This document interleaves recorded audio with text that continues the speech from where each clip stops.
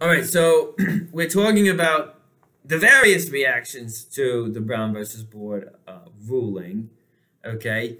Some of which are going to be quite horrific, and as we'll talk about towards the end of this segment of lecture, include the murder of a young boy, Emmett Till, which is sort of another watershed moment for the modern civil rights movement in terms of kind of mobilizing people for action, okay? All right, but in terms of broader reactions, right? So say among black activists and black intellectuals, of course, most of them hail it as a victory. Some of them, however, don't. Some say that forced desegregation is really not something to fight for. Like, forcing people to mingle together is not a victory. Like, voluntary integration would be one thing, okay? But forced desegregation is not going to lead to good circumstances. Some black activists say, okay? But again, most black activists agree that it's a good thing. It's a fantastic thing. It's actually finally asserting the truth, which is that this whole separate but equal thing has been a complete lie from the beginning. It hasn't been equal, okay? And we're finally going to start pushing for the guarantee of our full constitutional rights. So most black people see this as a victory, of course. Now, some, like legal critics, okay, have a little bit of a problem with Warren's argument. So they would agree, say, that, of course, what we have here, widespread, is violation of the 14th Amendment. It would seem that Plessy versus Ferguson is unrealistic. Separate is not going to mean equal, right? But he doesn't just stop there, right? He goes on into this long discourse about psychology and how segregation instills a sense of inferiority within black children, okay? And what some of the experts reading the ruling are saying is, well, oh, yes, that may be the case, okay, but there's no data for us to say that desegregation will combat that sense of inferiority. So part of the some of the negative reaction is that this discourse on psychology could not be proven with evidence, right? Okay, so there's various sort of like reactions. Eisenhower is not particularly pleased with the ruling. Okay, why? Because it's going to fall on him to enforce it. Now, he doesn't come out against the ruling, right? He accepts the ruling. He doesn't think it's his place as president to comment on what the Supreme Court does. Remember, he put Warren in that position, okay? But he also doesn't move very quickly in terms of implementation, right?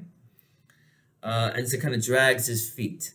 He's not really like using the federal government to push for and work with the local school boards to get this whole thing moving quickly. And that was probably a problem because it allows this resentment and this opposition to start organizing in the South, okay? Initially, in the immediate aftermath of the ruling, you had a handful of Southern governors who said they would implement it, right? It was only in border states that they actually got it underway pretty quickly. So places like Missouri, right? But most places are, initially say, okay, yeah, we'll go along with it. But then within a few months, this very virulent, very, very ugly resistance and opposition on the part of white supremacists emerges to the ruling, okay? And by May of 1955, so within a year, that has intensified greatly, all right? And so that summer is a summer of violence. You have 8 lynchings alone in 1955.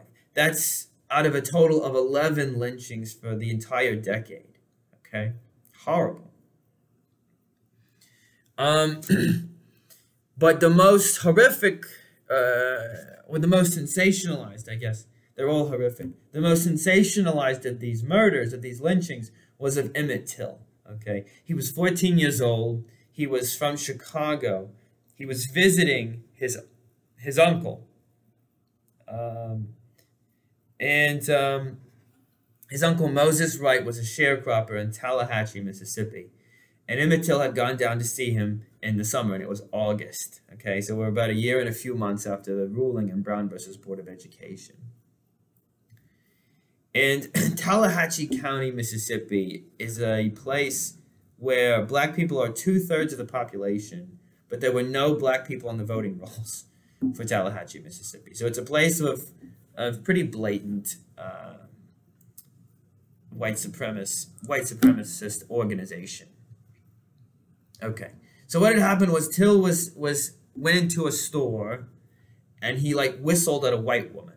Okay, remember he's 14 years old. Okay, all right. Well, what happens is the woman's husband and then her half brother drive up to Moses Wright's shack where Emmett Till is staying, and they kidnap the boy and they drive off.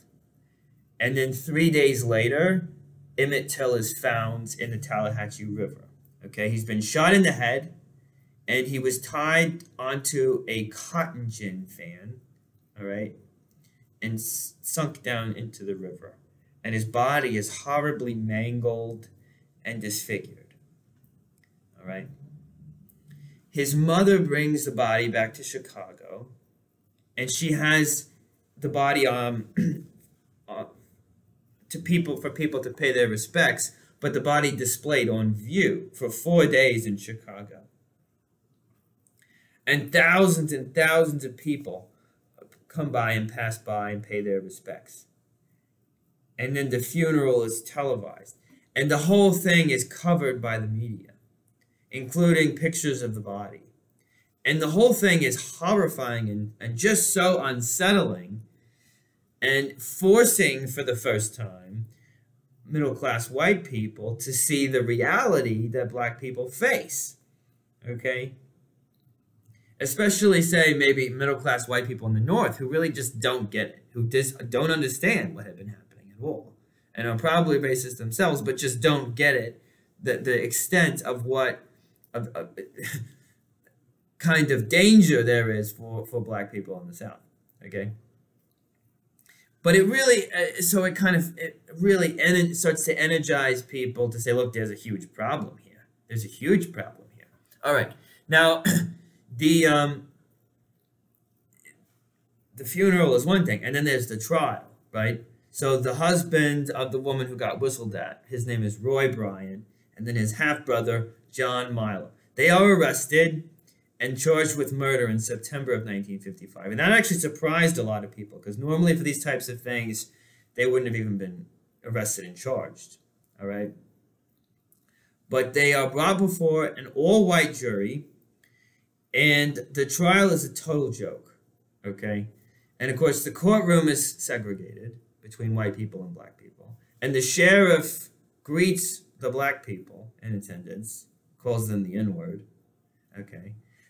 And the defense attorney, is calling on the Anglo-Saxon heritage of the jury when he's making his appeal to them and saying, that, he knows they're going to free the men because they're innocent or whatever. All right. So the trial is a joke, okay? And the men are let off, right? They're freed. And the jury only deliberated for an hour, and they delivered this verdict of not guilty, okay? But again, it's really highly publicized on, pictures of it, and there's TV accounts and whatever. And so again, it's highlighting the problem and the reality that exists in the South in a way that's very, going to be very effective moving forward, okay? So it's a horrible, horrible tragedy, but it's a watershed moment in the modern civil rights movement, right, that shows just how bad the situation is and how much work there is to be done. And this is in 1955.